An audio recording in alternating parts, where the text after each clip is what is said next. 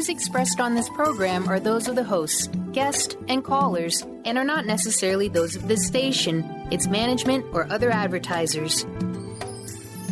You're listening to Transformation Talk Radio.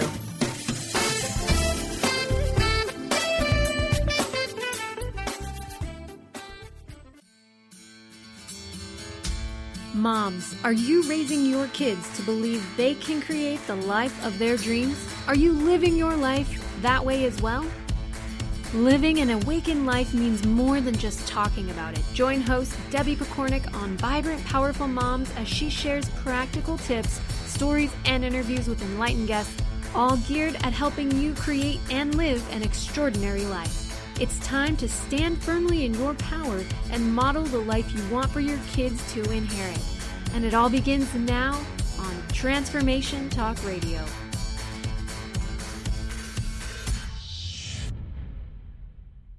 Welcome to the Vibrant Powerful Mom Show. I'm your host, Debbie Pokornik, and my mission is to help you create a life you love at work, at home, and at play. Today, my guest is Lisa Luckett, a beautiful kindred soul who believes that when we shift from seeing ourselves as victims and become the objective observers of our lives, we will go into our days facing life head-on in a calm, resilient, assertive position. This is, of course, so aligned with who I am and what I believe that I just had to invite her on the show. So let me tell you a little bit about her. Lisa is a social visionary, an activist for kindness, and an advocate of gaining wisdom by experiencing life head-on. Her mantra, Choose Courage, is the foundation of her social vision, reminding us that we are strong, resilient, and have a choice in how we live our lives. As a 9/11 widow, single mother of 3, and breast cancer survivor, Lisa knows the value of life's struggles and sees the gifts or silver lining in every situation. Lisa believes that life is happening for us, not to us, and sees that life's lessons and grace lie within the struggle. An expert in emotional preparedness, Lisa Luckett is a voice of reason in the chaos. She's an award-winning author, inspirational speaker, and founder of Cosmina Enlightened Living, a brand of kindness. Lisa, welcome to the Vibrant Powerful Mom Show. Hi, Debbie. It is so nice to be here. Thank you so much for having me. Oh, no problem at all. I'm looking very forward to this. I'm already loving the conversation we had before the show. So Me too. It's going to be good. Yes. So I do always like to start by having you share just a few things about yourself that our audience can relate to. So maybe a snippet of your story as it relates to being a vibrant, powerful mom. Okay. So when I think about jumping into the middle of it, I was a later mother at 33. Mm-hmm. I had a 15-year career in New York and Denver. And so I kind of got in it late. Well, by that time, I was so caught up in being a career person that it took a lot for me to shift to being just a mom. When I came home, I was pregnant with my second child. Mm-hmm. My daughter was 2.5. And the journey that I took when my husband died in 9/11, my daughter was then 7 and my son was 4 and my baby was 4 months. Well, what happened in all of those years before 9/11 actually gave me all of the life experience, or much life experience, so that I could go in my story and figure out, find something good to spin the 9/11 experience so that we could countermand the terrorism. So my wake-up call was, wait a minute. There is no way I'm going to let Teddy and all the others die in vain. I will make something good come from this. This is my life's journey. I did not know then I was setting the single greatest intention of my life. Mm-hmm. It would take me on this journey to this place today and be talking to you and your audience. But as far as being a powerful, vibrant mom, I had to do it for my kids. Yes. Things got very simple that morning. It was about them. Mm. So if that helps set this up a little bit. Yes, beautiful. And congrats, by the way, on your first book, which I believe you published about a year ago. It's been winning awards, I saw just recently. Yes, Uh, thank you. yeah, so the Quite book, quite an undertaking for anyone who's done it, for sure. isn't it? Yes, I have a couple under my belt as well, so I know they take a lot of work. The book is called The Light in 9/11: Shocked by Kindness, Healed by Love. And it describes how 9/11 became the catalyst for you to experience remarkable personal growth. So why don't you tell us a bit about why you wrote it, or what feels most relevant to you right now about that?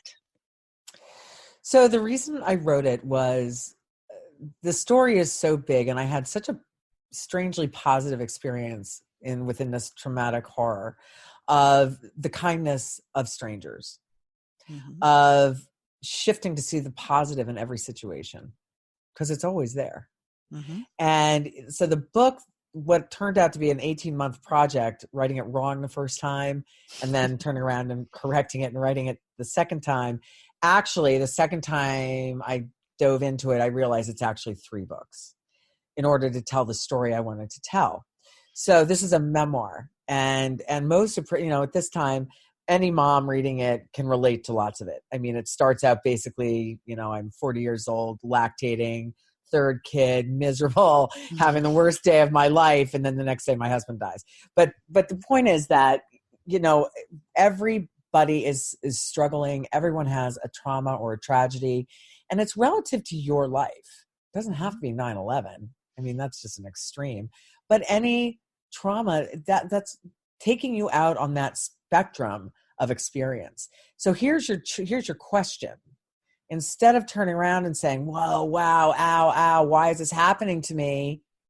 You shift instead and you say, wait a minute. Why is this happening for me? What am I being shown? What can I learn? And I'm not saying that it's going to offset the pain of the tragedy or the trauma. That's there. But it Absolutely. will give you this kind of counterbalance that keeps you from tipping into the abyss. And anyone who's been through trauma or tragedy understands also that acute, intense pain, given time, changes and morphs and shifts its gears so that you can see things really differently. And in fact, I believe that pain is an opener, that it wouldn't be in nature if it wasn't meant to be here. Mm. And maybe it's a vortex to receive. Nice. Something nice and deep to contemplate right Oh off the yeah, hop. we only go deep here. Yeah. there's no cocktail talk in my life, so. Well, when you have a story like that too, there's just so much power in it. And I think a lot of people, they can hear a person's story and they can think, oh yeah, okay, so it was rough for you, but it couldn't have been that rough because, look how well you're doing now. Look how vibrant you are now. But when you're talking about 9/11, the piece with that is for a lot of people, they can go right back there. They can think about where they were in that moment, what it meant to them, how it felt to them, and that's without even having someone they love die in it. So the fact that you're able to take that and say, okay, you know what? I have to be able to turn things around. As you mentioned Right. to me, and I can't remember if you mentioned it on air or off, but how you needed to, Me to neither. do that for the kids, and you realize this is just what I need to do. So I love that you took it as the gift that it was. And I say that so carefully because I know there's people listening Mm-hmm. going, ugh, how do you say that's a gift? But I also know you get it. So, Well, it's funny that you're saying that, because actually something just crossed my mind that I've really never thought about before, which is amazing, which mhm. is maybe it's not that these happen to us, they're actually given to us. Yes, That these experiences are given to us as a challenge, right? Is a struggle. yes. Like my mantra is, one of my many, is that life is a classroom. And the Hmm. struggles are the lessons. That we're not here to achieve happiness. Happiness is absolutely what we all want. But we're actually here to struggle because we're here to learn. We're in Yes, the third dimension as a spiritual entity having a physical experience to learn. We've set yes. this up.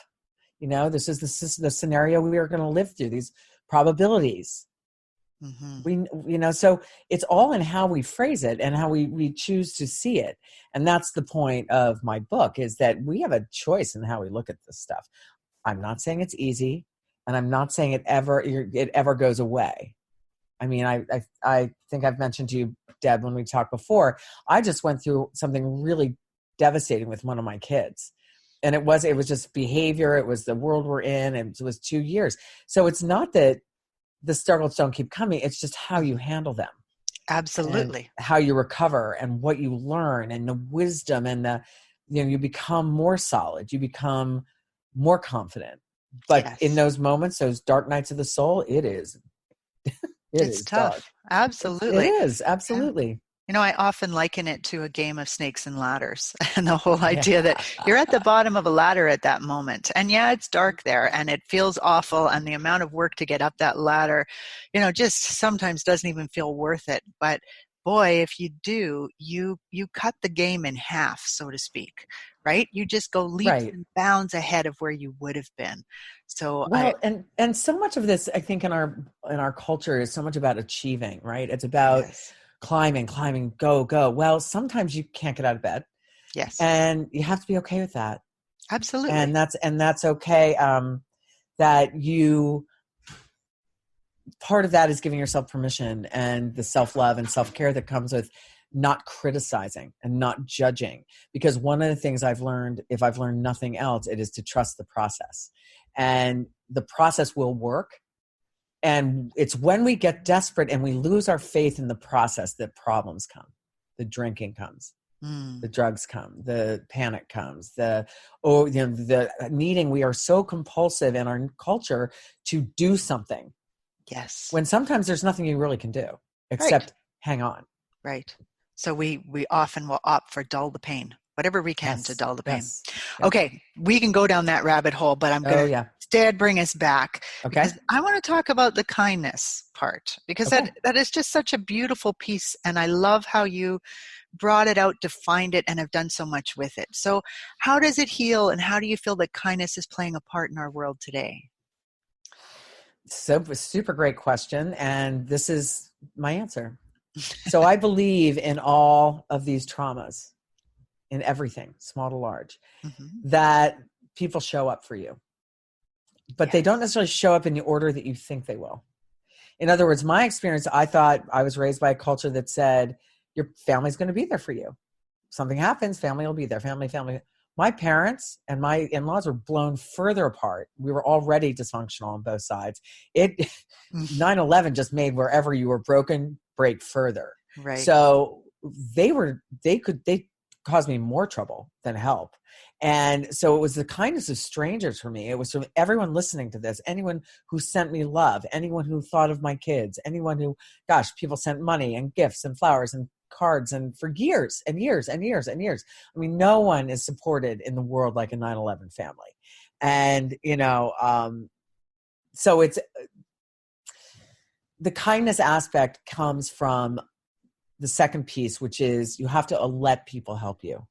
Yes. And that's another part of our culture, is we have been cultured to power through it and be stoic and I don't need any help. Well, if something happens, like 9/11 is a very gigantic example, but if something happens in a cult, in a community, someone dies, it's well loved, that affects everyone. And everyone feels it. And the truth is, we're all going to be that person one day, or we're going to have that happen to us one day. So what it creates is a cycle, and a cycle of help, or a cycle of healing, or a cycle of grieving or receiving, whichever one you want to use. If you don't let those people help you, you are keeping them from feeding their souls. Yes. Because it's how we heal. Absolutely. And it feels so beautiful to help someone else. Yeah. When you go out of your way and you do that, it feels so nice. So you can feel the healing aspect of it. And that's how you dissipate the pressure. That's how you dissipate the energy. It's a massaging, if you will. Yes. And, so that's why I received and I still do to this day on 9/11. I've turned 9/11 around to be a day of when people ask me what I do, I spend the day receiving love. Nice. Like, how can that ever be bad? Right. People just reach out to me, so, the way you can reframe, so the kindness aspect, what I said in my TED Talk a few years ago was this: we as humans can only imagine the worst case scenario of someone dying, of a diagnosis, of a sick child. We never imagine the grace and beauty and magnanimous care that comes and flanks us in the form of kindness of strangers. Mm-hmm. And it always comes. Beautiful. Beautifully said. So in line with this, then, tell me about Cosmina Enlightened Living, because it's pretty amazing. So Cosmina, my little brand of kindness, this is why there's 3 books, because in the beginning, when I was telling you, I determined that there was no way I would let Teddy and all the others die in vain. Mm. I'm a warrior. I didn't really know it then, but within the first couple weeks, this power, this strength came up from within me. Now, I didn't know I was a warrior then. I knew I had a few personality disorders and some anger issues based on a dysfunctional upbringing, but I didn't know what that really meant. What that really meant was I wasn't going to go down. Right. And I had to get my kids through this. And so I realized the only way to make something good come from this, which is like an insane statement, was I had to figure it out. And when I say I had to figure everything out. Right. And the only way I knew to do that was to go to the analyst's couch.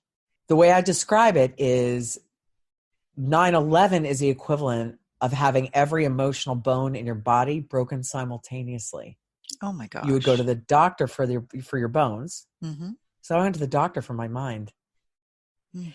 And for 4 years, I dug through my relationships, my experiences, any concept that was personal, global, cultural, national, whatever. I looked at everything. I happened to find a world-class therapist behind the grocery store in my little town in coastal New Jersey.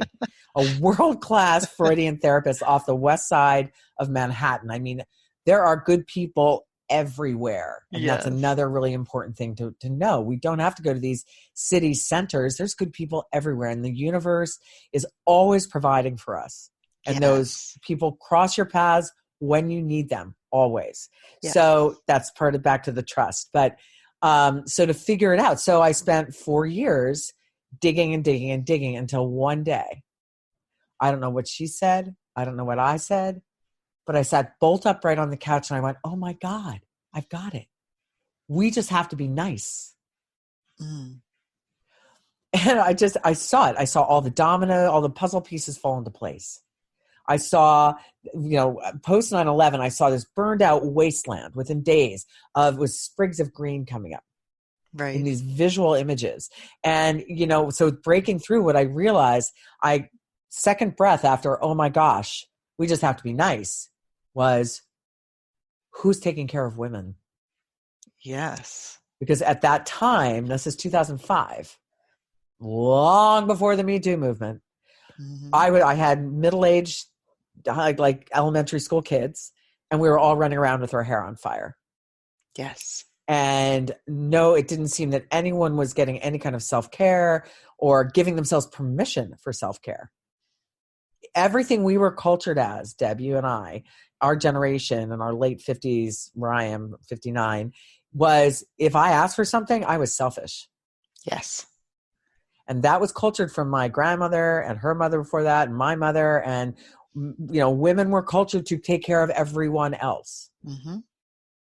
And so this was really swimming upstream here to even go to analysis. I mean, there was so much shame in that. Yes. There was so much shame in mental health. We've come a long way in these 18, 19 years. And because actually of 9/11, one of the silver linings of 9/11 is the fact that more and more people are now open to therapies, open to emotional healing modalities. Emotional intelligence is becoming a forefront of thought, finally. But we just haven't had time. We haven't been pushed to get there. It takes a trauma to open up something to recognize we need new thinking. And if 9/11 can be reframed as a birth canal, which is always bloody and painful and scary, mm-hmm. maybe we can use it more proactively. Like, let's look at the good things that have happened since then. Yes. And instead of just the fear. Right. Because there's, that's been pretty loud and overwhelming. Well, and it's very easy to go into that place of fear, and then that takes you to wanting to numb out, right? Yeah, sure. But and feeling so helpless, I think. yes, well, exactly. No, I used to be part of a trauma team, and that's exactly what we did, was try to go in and help people to find some sort of normalcy again, Right. but an improved normalcy. I love what you said. My instructor often talked about it as a wound, and going in and cleaning that wound before letting it start to heal. Otherwise, it just kind of festers in there, and you're going to have to rip it open at some point. Well, it does fester. And it's funny, in the book, I use that analogy. I use the analogy of a ball of string, and when the psyche, it gets into the psychology a little bit, but basically something happens and it's registered as a good or a bad thing.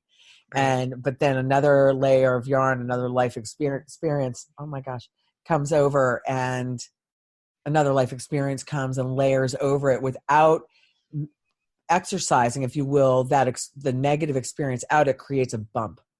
Yes. And so it starts to reshape your psyche. And so instead of this round ball of yarn, you get this very misshapen, craggly, rock.